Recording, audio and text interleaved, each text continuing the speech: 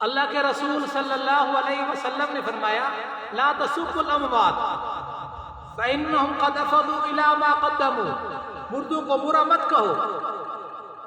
کیونکہ وہ اس چیز کو پہنچ چکے ہیں جو چیز انہوں نے آگے مقدم کی ہے۔ فوت ہونے والا فوت ہو گیا ہے، جو اعمال کیے ہیں، اچھے اعمال کیے ہیں، وہ ان کو پہنچ چکا ہے، اگر برے اعمال ہوئے تو وہ ان کو پہنچ چکا ہے۔ اب فوت ہونے والے کے بارے میں طعن و تشنیع کرنا، برے تبصرے کرنا، کسی قسم کے ان کے حالات کا تبصرہ کرنا شریعت میں، حدیث میں اللہ کے نبی صلی اللہ علیہ وسلم نے منع فرمایا ہے۔ اور محدثین نے اس حدیث کا مطلب لکھا ہے کہ فوت ہونے والے کی غیبت کرنا حرام ہے، ویسے بھی حرام ہے، قرآن نے بھی منع کیا ہے، احادیث مبارکہ میں بھی منع ہے۔ ملا علی قاری رحمۃ اللہ لکھتے ہیں زندہ کی نسبت مردے کی غیبت کرنے کا زیادہ گناہ ہے، کیونکہ زندہ آدمی سے پھر بھی اس غیبت کی معافی تلافی کا چانس ہے، اس کی انسلٹ کرنا، ان کی بےعزتی کرنے کا، معافی کا موقع اس کے پاس میسر ہے، لیکن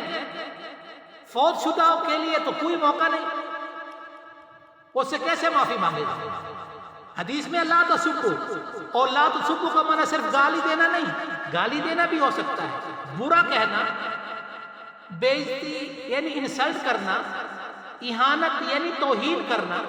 اڑے ہاتھوں لینا، عیب لگانا، اس کے بارے میں کسی قسم کی گفتگو کی جسارت کرنا۔ جیسے مولانا طارق جمیل صاحب کے صاحبزادے مرحوم عاصم جمیل صاحب کے بارے میں مختلف تبصرے ہو رہے ہیں۔ ارے بھائی، ان کے صاحبزادے فوت ہوئے ہیں، جگر کا ٹکڑا ان سے جدا ہوا ہے، اور وہ کہہ رہے ہیں باپ راضی ہے، باپ خوش ہے، وہ اپنے دوسرے بیٹوں کی موجودگی میں کہہ رہے ہیں، ہزاروں کے مجمع میں کہہ رہے ہیں کہ وہ بیٹے کے اندر جو خوبیاں تھی، عاصم جمیل میں جو خوبیاں تھی، وہ اوروں کے اندر وہ خوبیاں نہیں ہیں۔ وہ غریبوں سے محبت کرنے والا تھا، ان کی دلجوئی کرنے والا تھا، ان کے کام آنے والا تھا،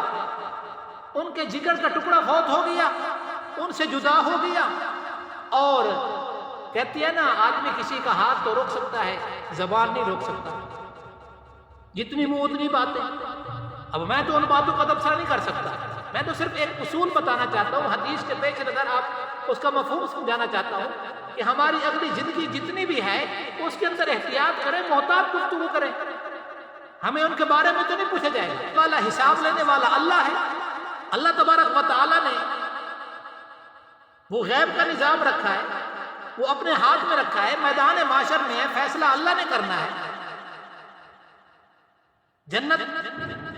کا داخلہ اللہ کے حکم سے ہوگا، جہنم سے بچنا اللہ کے حکم سے ہوگا، اور کوئی معاصی، بدکاری اور گناہگاری کی وجہ سے، گناہوں کی وجہ سے اگر جہنم میں چلا گیا